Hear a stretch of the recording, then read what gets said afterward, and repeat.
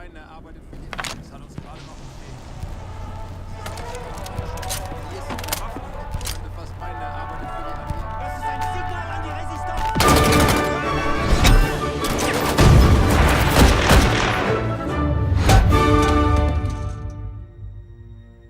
With Medal of Honor Above and Beyond, I think we're finally able to fully realize that vision from 20 years ago of putting you in the boots, allow you to see through the eyes of someone who was actually there.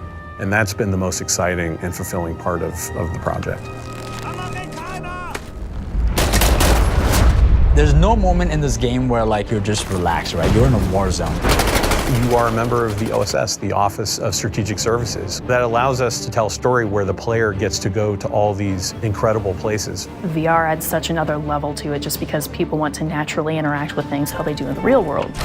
Whether you're inside a Sherman tank or at an airfield or sneaking into a Nazi subbase, the level of immersion is unprecedented. Through the power of VR, you're climbing a wall, you're pulling out your gun, you're catching a grenade in midair and throwing it back.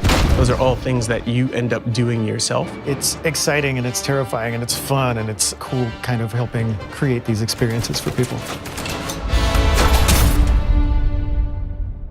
We are making a game about the reality of World War II. So for us, the authenticity was everything.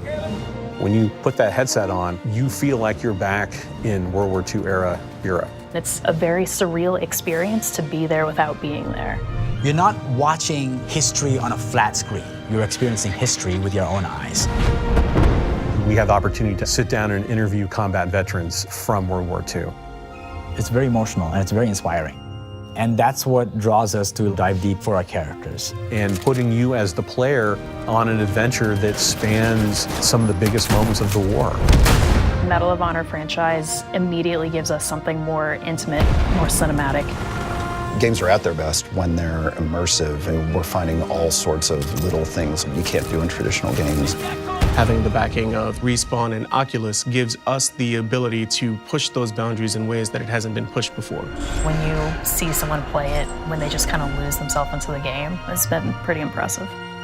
If the game we're making ignites people's imaginations and illuminates the world, then we've accomplished what we set out to do.